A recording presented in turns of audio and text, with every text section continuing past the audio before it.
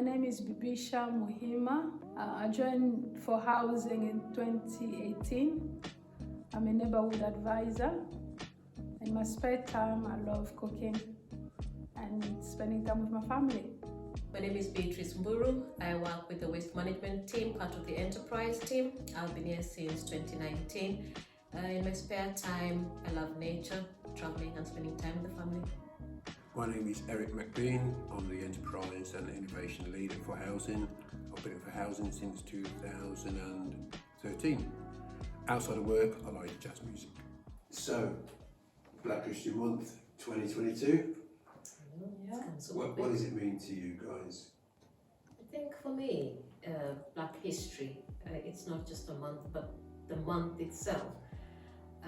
In as much as we celebrate all our mentors, so to speak, people whose shoulders we've stood on and who opened doors for us, I think as well this time around we need to change it for future generations. Because like I was speaking to my daughter in school, when they're learning about Black History Month, they can't really identify with some of the weekend because we've learned about them. But we now should be the mentors of tomorrow for the next generation. If we talk about, yes, not with due respect to all the other, like slave trade and who abolished slave trade, or when it was apartheid and all that segregation. Yeah. These young kids can't really identify with that so much the way we do. They don't have the passion that we do. Yeah. But if they see us now stepping into roles and at the minute, because it's all about celebrity status for now, but then they need to see good role models, solid role models that they can aspire to be. We can be great leaders, because I think that's what they need to see. They need to see us as leaders. They need to see us as opening doors for them in their perspective. So yes. the narrative remains the same, is what Yes, you're saying, but maybe bring it's it current. a 21st century. Yes. Yeah. You guys have got young children. By the time they get to my grand old age, Yeah. It'll be what was going on back in 2022, and what were you guys up to, really? So you could say that in I don't know, 2075, BB was the first black CEO of a housing association. Why And not? it's like, how come she was the first in 2022? What was going on Yeah. that she was the first? Why did they, you know what I mean? You It's were like, not before. yeah, Yeah. yeah. And then, you know what I mean, we could look at Black History Month that way, when if we scan ahead, we probably could be more instrumental Yeah. in leaving a legacy Yeah. that we can't really pinpoint now what that legacy will be. Yeah. I think it's just the same as what B said. It's nice to talk about the past history. Yeah, You know, there's been great leaders, yeah, people who have set up like great examples, but it's not just about the pain yeah, of Black people. It's Yeah. not just about how we were taken from this land to another, yeah, and in what kind of the environment that we're in. yeah, I think it caused more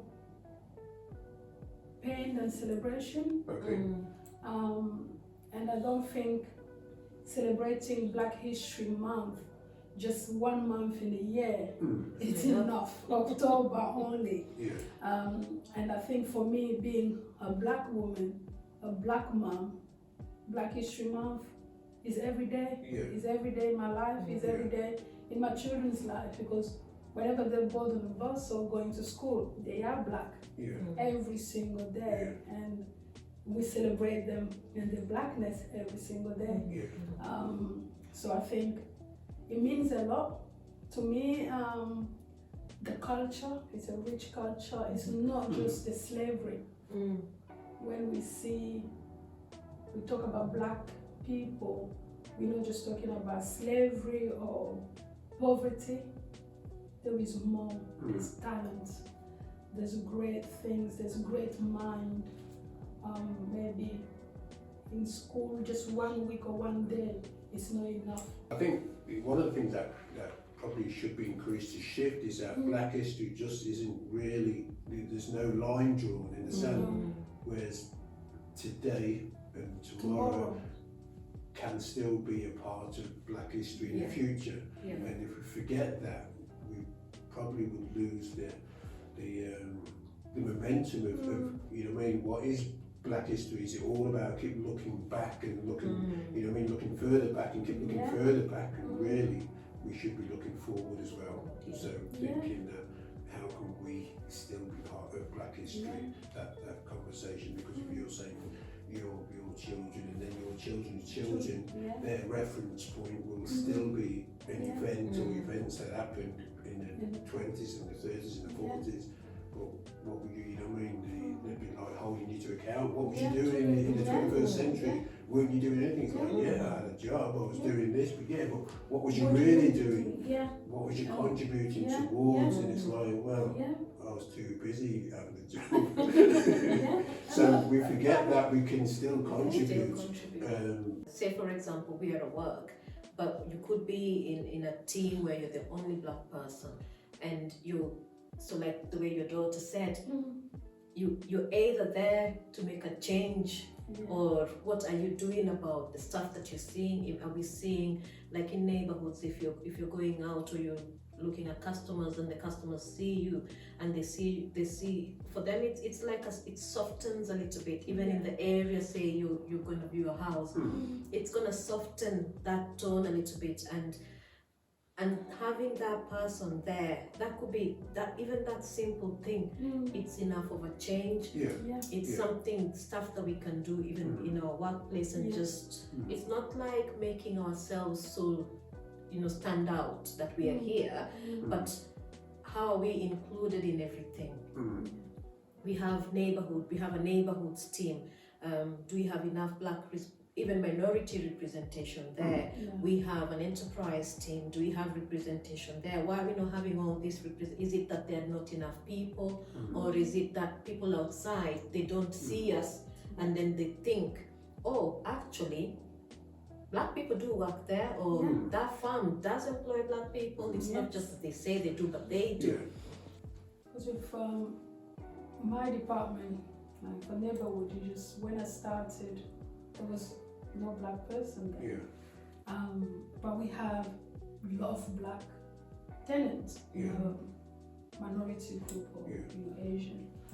And I remember walking into the front of house, like glass and everything. So once the tenant's coming for a pre-tenancy interview, they just get a letter or an email saying, just come to the office and bring this, but they don't know who they're going to see. But I think if it was a letter or an email that was sent by me, they would tell by the name.